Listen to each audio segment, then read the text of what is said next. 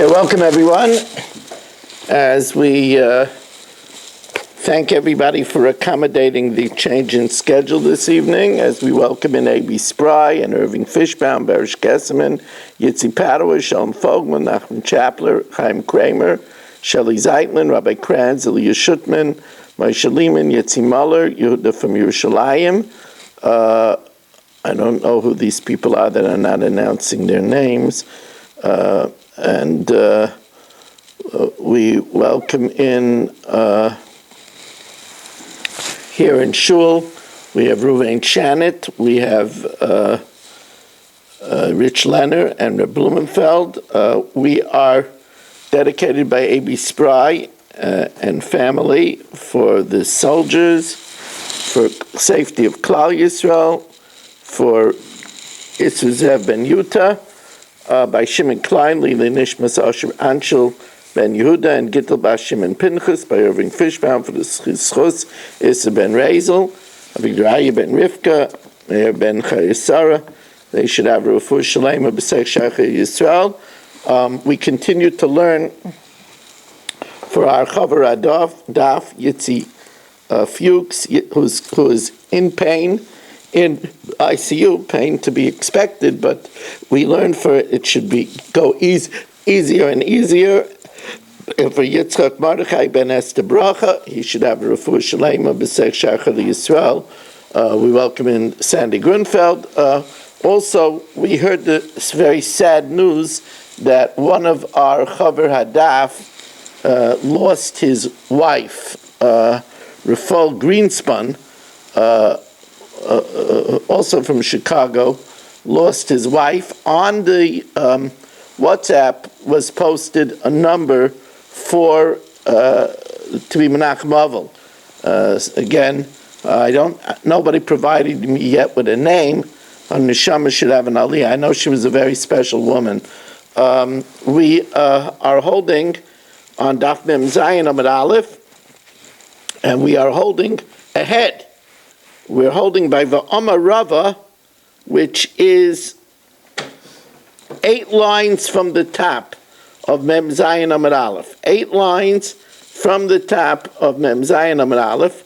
Va'ama Rava, if let's say,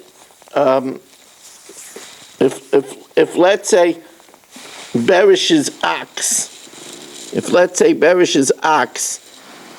gores Shelley's ox, Shelley's cow, and Shelley's cow is pregnant and causes the fetus to be miscarried. So there's 2 ways to evaluate it. You could evaluate the value of the fetus, or you could evaluate how much the cow was worth when it was pregnant, and how much it's worth now that it's not pregnant.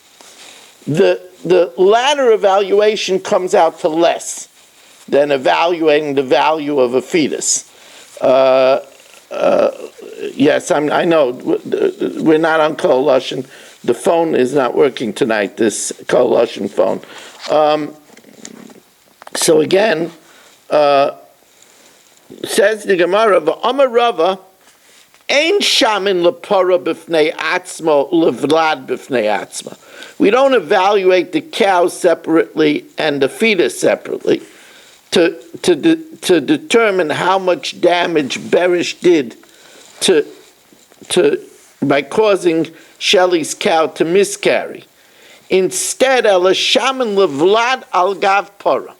We evaluate how much the cow was worth when it was pregnant and how much it's worth afterwards. Because if we do it the other way, if we do it any other way, nimtza ata machish es hamazik. We would be damaging the Beresh. We would be costing Beresh too much money.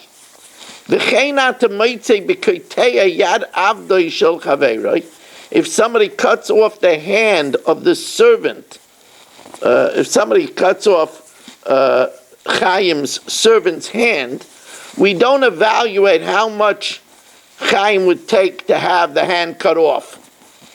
Rather, we evaluate how much the Eved was worth before his hand was cut off and how much he's worth now without the hand. And similarly, if somebody damages Dr. Block's a tree in Dr. Block's field, or a furrow in Dr. Block's field, we don't evaluate the furrow independently or the tree independently. We evaluate the field, how much it was worth with the tree, and how much it's worth without the tree.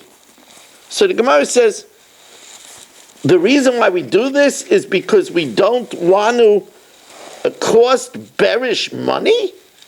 We feel bad to cost the mazik money. Ravashi, as we welcome in Harrison Kletzel, v'idino, if we should evaluate the fetus on its own, lichaish mazik. I don't care, bearish, shmerish. But, let him pay money. Let him pay through the nose. Says, well, no, bearish has a good defense. Mishum da'amalei para mabarta azikta. My animal didn't gore a fetus. My animal gored a pregnant cow. So therefore, evaluate the pregnant cow. So para mabarta sheiminulach. Evaluate the pregnant cow. So now the Gemara says, Prita para dechad uvlad dechad. It's obvious that if Shelley owed both, Pshita para dechad uvlad dechad. Let's say Shelley owes the cow, and Dr. Block owes the fetus. He bought the fetus, so Dr. Block owes the fetus, as we welcome in Richard Rosenzweig. And Dr. Block owns the fetus. So, and Beresh's ox damaged the cow, causing it to miscarry. So for the value of the fetus, he has to pay Dr. Block. Now, but besides that, the fact that the cow ate more because it was pregnant made the cow more robust and fatter. So that now it's not pregnant and it becomes skinny, Daddy has to reimburse Shelley, the owner of the cow. So Pitma, the fattening, that reimbursement goes l'bal para, to the owner of the cow. Nifchamai. But what about the fact that the hide stretched because it has the fetus, and therefore there's more hide for tanning? And now that there's no fetus, it's not going to stretch, it's going to go back. Who do you have to compensate for that? So Rapapa Amal Bal Par. Rapapa says it's the cow's hide, and it goes to Shelley. Ravika Amar, since the fetus has a direct cause in the generating that the hide is stretched more and is more, that cholkin, they divide. The hilchasa and the law is cholkin, they divide that. Now we move on to a completely new topic. Hakador sheichnes kedei roisav l'chotzer balabayis. Here, Beresh is a potter, and he puts his pots into Shelley's courtyard. Shaloi bereshus, and Beresh had no permission. Shelley says, "What are you, Beresh? You live in Fairways. What are you doing in Marine Park in my courtyard?" Never gave him permission. Vishavra behemtoi shel balabayis, and Shelley's animals crushed Beresh's pots. Potter. Shelley's potter. Beresh had no right to put it there. V'im huzka behem, and if Shelley's animals got damaged by Beresh's pots, which were unlawfully put in Shelley's courtyard, balak deris chayiv, then Beresh is chayiv. V'im echnes bereshus, but if Beresh asked Shelley permission, and then Shelley's animals damaged Beresh's pots, then balak chatzer chayiv. Then Shelley is chayiv. Now all of this is eminently logical. Another case. Hichnes peiroisav l'chatzer balabayis shaloi bereshus. Beresh put his Honeycrisp apples, a bushel of them, in Shelley's courtyard without permission, and Shelley's animal, who has a very good appetite, ate them, potter. Shelley is potter. If Shelley's animal got damaged by them, and we'll see the Gemara defines this, if Shelley's animal slipped on them, then Bala Peris Chayiv, then Berish is Chayiv. But if Berish got permission, then Bala Chotzer Chayiv. Then if Shelley's animal ate the honey crisps, Shelley is Chayiv. Another case.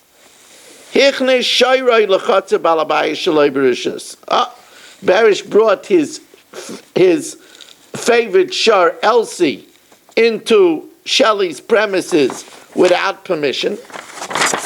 The moral of the story is always ask permission, right?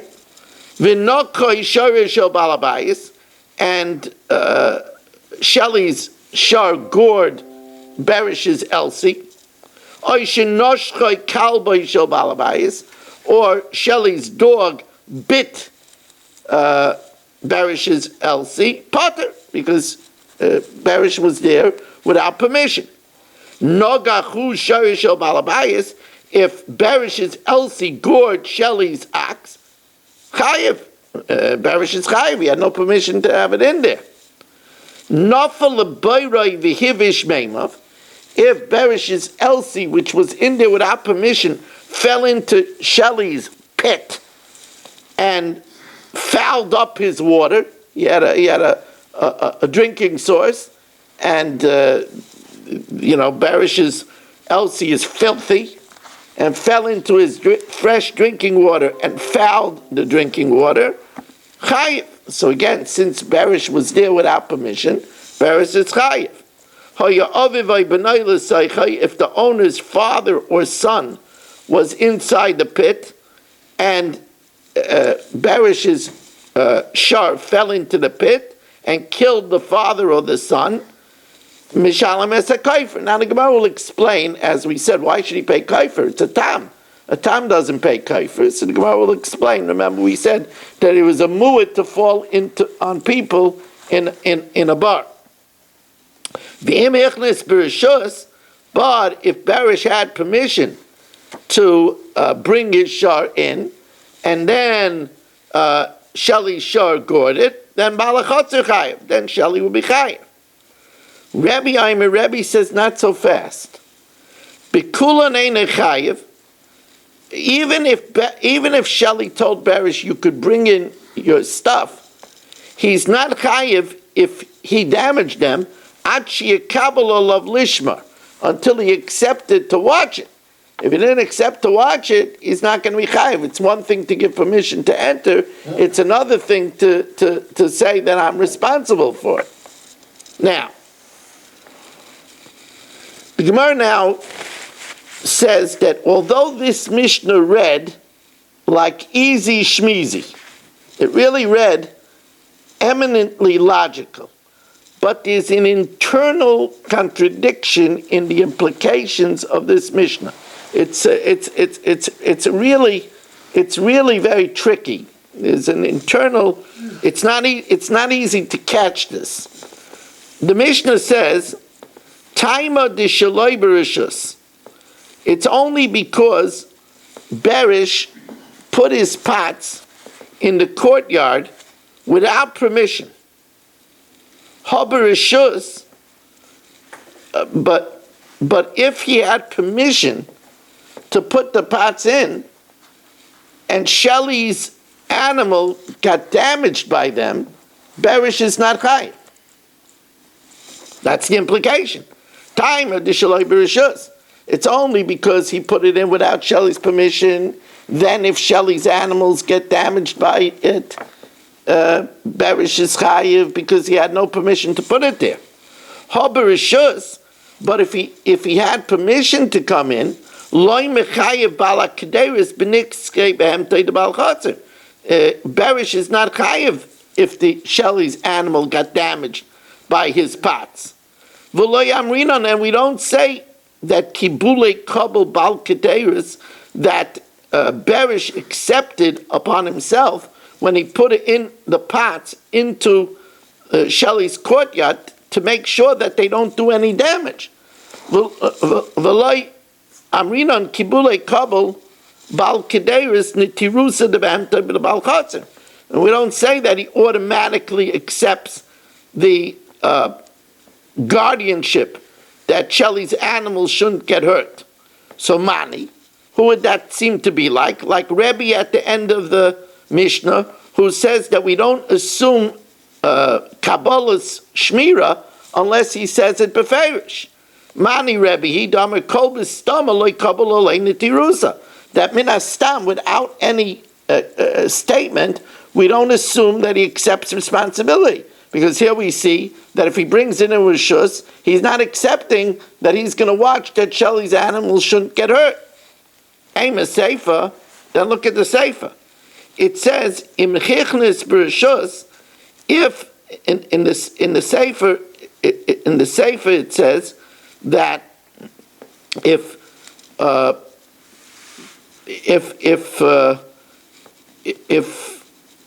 Shelley gave permission for Barish to bring in his shar, and Shelley's shar then damages Barish's ox, then Shelley is chayiv. Now all he said is you have permission to bring it in, so that's mashma that im hichnes b'rishus bal chotzer chayiv, then Shelley is chayiv. That would be Asan l'Rabbanan. That would be according to Rabbanan. The Imre, once he says you could bring in the axe, it means that he's going to guard it and make sure that it's not going to get hurt. Asan l'Rabbanan, the Imre b'stama nami kibulei kabel alei netirusa. And then the end of the Mishnah is going back according to Rebbe. V'su Rebbe Aimer b'kula and ein chayiv. You're not chayiv ad sheyakabel of balabayis lishma, until the balabayis says that I'm going to make sure to watch it. That Reisha b'Sefer Rebbe, it would seem to be Reisha and the Sefer is Rebbe. U'mitziyas Rabbanan, in the middle is Rabbanan. So I'm a Rab Zera. Rab Zera says you're right. Tavra, the Mishnah is broken up. Misha Shana. Again? What?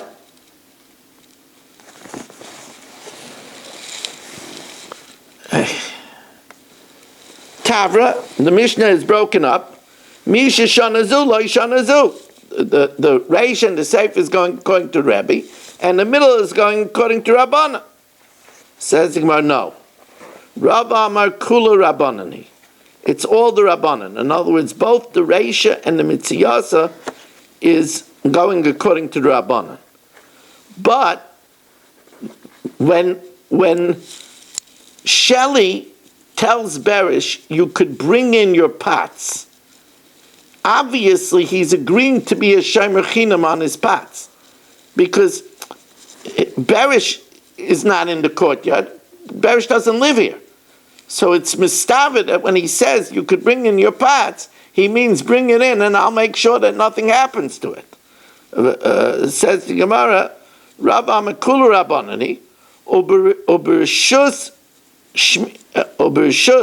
when Shelley gives Berish permission to bring in his pots, Shmiras Kedeiris Kibul Balachatzer, there he accepts to protect the pots, Vafilu Nishbaru Baruach, even if it's damaged in the wind, because obviously Berish doesn't live here.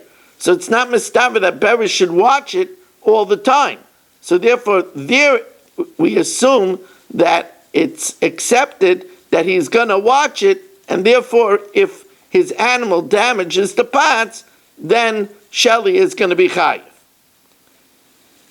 Now, we said that if Berish puts in fruit into Shelley's courtyard, and the animal and without permission, and Shelley's animal gets damaged, so then Berish is chayiv.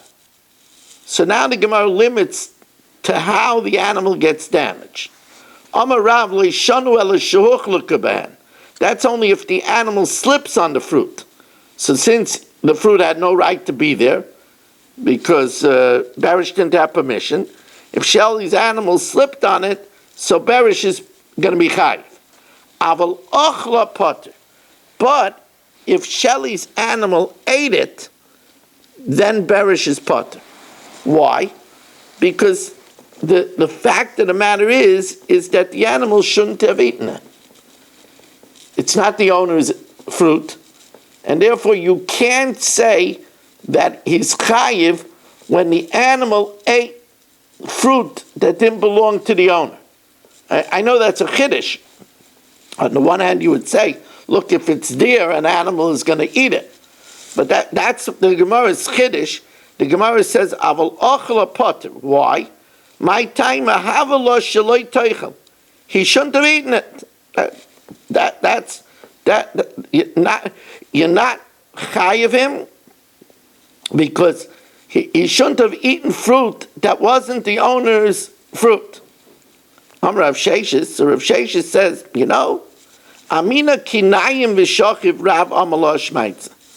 It seems to be that Rav said this when he was half asleep, because it doesn't fit with a brisa.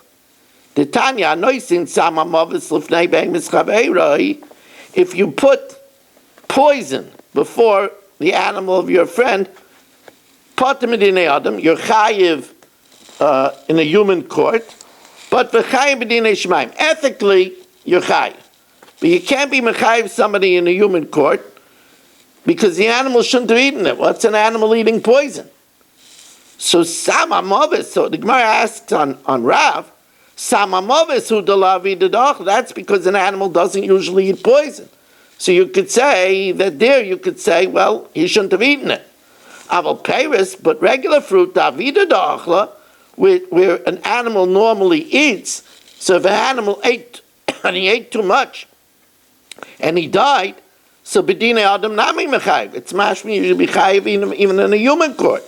Says Gemara, no. Says Gemara, but according to you, why? You said avilo shaloi teichel. We say that he shouldn't have eaten it. Says Gemara, you're right. Amrei hu adin afilu peris nami potter b'dinei adam. Even fruit he's potter, because he shouldn't have eaten so much. If he ate so much and died, that's not Beresh's fault. Bava Kama Daf, that if it's poison, he's still chayiv b'dinei shemayim. The afilu sama mavis nami deloy avida da'achla, which is something that an animal doesn't usually eat, chayiv b'dinei shemayim. He's still held ethically chayiv, even though you can't be mechayiv him in court, because he shouldn't have put poison in the way of the animal. You're right. If it was poison that was bad tasting, then he's not chayiv even b'dinei shemayim. But sama mavis nami, it's talking about bafrasta. Afrasta is a type of plant which is edible, but it's poison for an animal, and therefore it's telling you the hainu peri, which is the same as fruit, and it's telling you that even so, since we say he shouldn't have eaten it, he's potem b'dinei adam, but he's chayiv b'dinei shemayim. So the Gemara says, Meisvei, ho'isha shenichnas litchoin chitim eitzel balabayis, shaloi b'rishus, a woman that brought in grain to grind in Shelley's property without permission. Shelley has a big mill in Marine Park. It's a windmill. It's really nice. And a woman came in without permission and started to grind. And Shelley's animal ate the wheat potter. Excuse me. So Shelley's animal ate the wheat potter. He doesn't have to pay for the wheat because she had no permission to be there. V'im huzka, if he got damaged, if Shelley's animal got hurt, chayeves. Says Gemara, but why? We should say that the animal shouldn't have eaten. V'amai name ahavalo shaloi teichel. So the Gemara says, well, who says v'huska means that he overate? Maybe v'huska means he slipped on it. Amrei umi adifim u'masnisan. Is it any different than our Mishnah that we said huska means slipping on it? Ukimna shehuch lukaban. So here also, when we say that the lady is chayiv, it's talking about where Shelley's animal slipped. Says the Gemara, "Dekari la my kari la." What's the havamina? That's an obvious answer. Amalach bishlam amasnisin ketani imhuska bohem. If he got damaged on them, so that implies slipping. Sheochlaku bahenhu. Avalach ketani imhuska. If it got damaged like ketani bohem, and not on them, I would think achilu diktani. It's talking about eating. The idach and the other one says imlach leishna. Here also huska means that he slipped on it. Tajma. If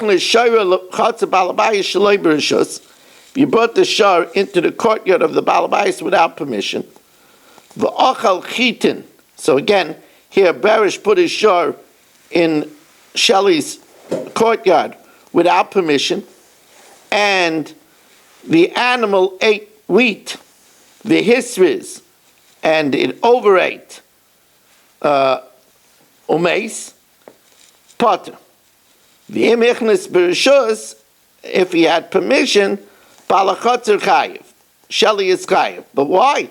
Why don't we say he shouldn't have eaten? V'amai havalei shelo yachal. Amarava bereshus ashalei beresh karamis. You're asking on where it was with permission. When Shelley gave him permission to enter, remember again, Barish is not going to be around. So if Shelley gave him permission to enter, it means that he accepts upon himself to guard Barish's ox, even that it shouldn't choke. Bereshus, Shmira, Shaimer, Kibul Alav, he accepted to guard Barish's ox, Vafilu Chanukah's atzmai, even that it shouldn't choke itself. He has to do the Heimlich maneuver. Shelley knows the Heimlich maneuver even on oxen. Special course for that. So now the Gemara says, where Shelley says Barish should come in to put his ox on his premises, and he'll watch that nothing happens to it. Does that mean that he'll watch that his animals won't do anything to it? Or does it mean he'll even watch that no outside things will happen to it? Ibailu. Do we say the nafshehu de kabbalah, that he accepts that his own oxen won't hurt Barish's Elsie? Or maybe he accepted that even nothing will happen from the outside. So Tajma, the Tani Rabbi Yehuda Bar Simon ben Nizakin de Beit Karna. This is going to be a very ambiguous teaching. If Barish put his fruit into Shelley's property without permission, and an ox came from elsewhere, v'achlan potter. Now the Gemara assumes that potter means that Shelley is potter. But if Barish had permission, chayiv. Then if an ox came from elsewhere, then Shelley is chayiv. So man potter or man chayiv, la potter balachotzer, that if he didn't give him permission, Shelley is potter. The chayiv balachotzer. And if he gave him permission, even though the ox came from outside, Shelley is chayiv. So that would be a clear raya that Shelley accepts responsibility even for damage that comes from outside. Says Gemara, no. Amrei, loy potter balashar v'chayiv balashar. This is Irving's ox. And Irving's ox came into Shelley's courtyard and ate Barish's fruit. Now remember, that's Shane. And Shane is chayiv only b'reshus hanizik, on the property of the victim. So therefore, if Barish didn't get permission, so then it's not the property of the victim, because Barish had no right to put his fruit there. And then Irving will be potter, because Shane is only chayiv b'reshus hanizik. But if Barish had permission, then it becomes b'reshus hanizik, because since he had permission, it's like his premises. And therefore, then Irving is chayiv. And that's what the Gemara says. Imrei loy poter balashar v'chayiv balashar. It means that in the first case, where there's no permission from Shelley, Irving is poter. If there is permission, Irving is chayiv. So the Gemara says, what's the difference whether he has permission from Shelley? It's Irving who ate the Irving Shar who ate the fruit unlawfully. What's the difference whether Berish had permission or not?